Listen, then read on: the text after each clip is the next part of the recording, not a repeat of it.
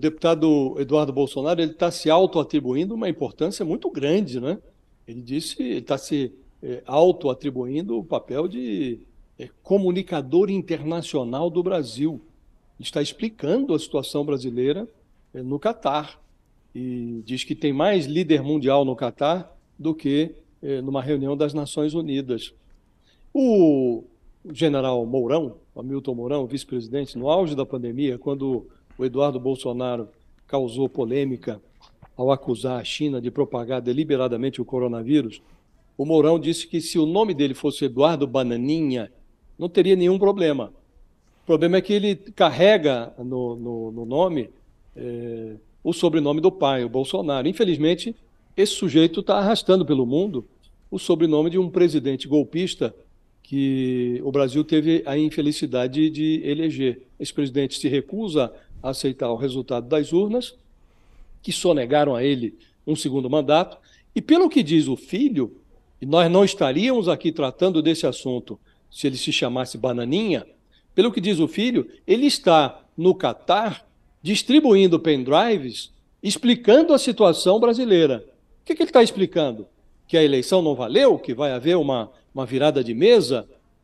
É apenas ridículo, mas ele leva o sobrenome do pai. Ele não é um bananinha, ele é o filho do presidente da República. Eu fico a me perguntar, Diego, que país maravilhoso seria o Brasil se um surto de ridículo se abatesse sobre a família Bolsonaro.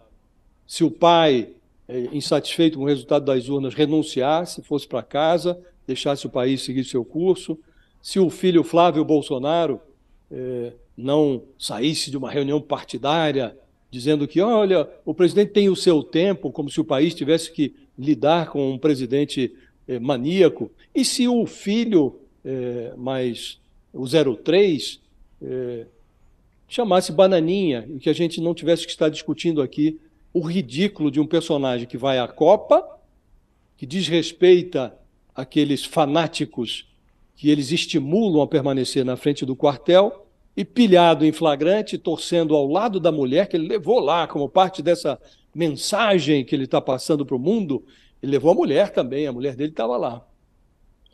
Então, se esse personagem não expusesse o país ao ridículo, dizendo que está lá difundindo uma mensagem golpista. Então, se formos levar o Eduardo Bolsonaro a sério, seria necessário que uma autoridade judiciária qualquer expedisse um mandado para aguardar o deputado Eduardo Bolsonaro no seu desembarque no Brasil, para prendê-lo em flagrante, porque ele está patrocinando uma conspiração internacional contra a democracia brasileira. Então, se formos levá-lo a sério, é mais grave do que simplesmente torcer pela seleção brasileira, desrespeitando aqueles que eles incitam a permanecer na porta dos quartéis. Mas é apenas ridículo, não é grave. Bem, nós estamos no processo de investigação. O pai do autor dos crimes já foi ouvido, o jovem autor, assassino, também já ouvido, mas isso é insuficiente. A polícia precisa acessar os computadores, o celular, precisa saber se há um vínculo de internacional, de grupos nacionais e internacionais, grupos neonazistas, né, com relação a este fato, se é um fato isolado, quem de fato ensinou esse jovem a manusear com tanta habilidade as armas. Então tem aí uma investigação que simplesmente um depoimento não é suficiente para que a gente possa chegar a uma conclusão.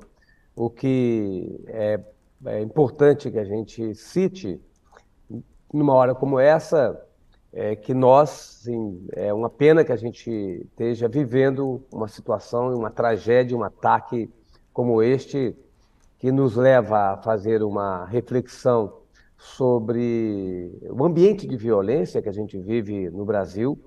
Se você for analisar os dados históricos, nós vivemos um momento de muito menos violência do que no passado, do que há 100 anos, do que há 200 anos, na nossa história.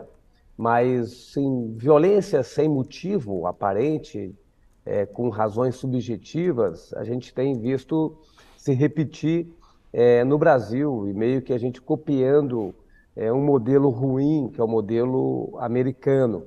Então, é preciso que a gente veja que sociedade nós queremos construir, que aponta para um enfrentamento permanente, uma intolerância permanente, uma disputa permanente entre as pessoas e a criação desse ambiente de violência, e junto com isso, uma política do governo do presidente Jair Bolsonaro de facilitar o acesso às armas, não neste caso específico, porque neste caso o jovem vivia numa casa em que o pai é policial, tinha uma arma do Estado, tinha uma arma particular.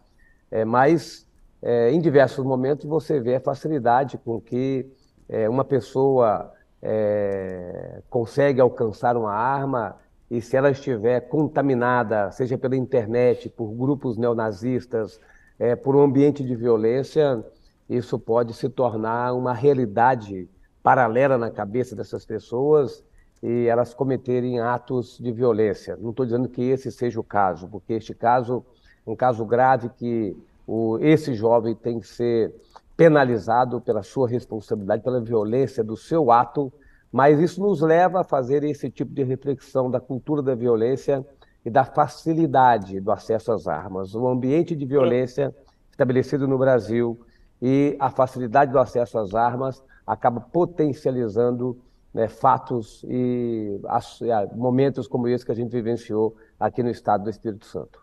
Em que medida o senhor responsabiliza o presidente Bolsonaro por essa atmosfera incandescente que a gente está vivendo no país hoje? Bem, eu acho totalmente possível, primeiramente, que o presidente Lula já entre no governo assinando decretos e encaminhando projetos de lei ao Congresso Nacional, retrocedendo e estabelecendo a retomada do Estatuto do Desarmamento. Isso é perfeitamente possível, eu, sinceramente, acho que ele fará isso. O fato que aconteceu aqui no Espírito Santo é mais um argumento que ele tem para poder fazer e tomar essas atitudes que eu considero boas, e estou alinhado com o senador eleito Flávio Dino com relação a esse tema. E considero que o presidente Jair Bolsonaro, sim, tem responsabilidade, não neste ato aqui específico, mas no ambiente, né, de violência, porque todos os atos do presidente Jair Bolsonaro foram atos voltados para que a gente pudesse flexibilizar o acesso às armas. Wow.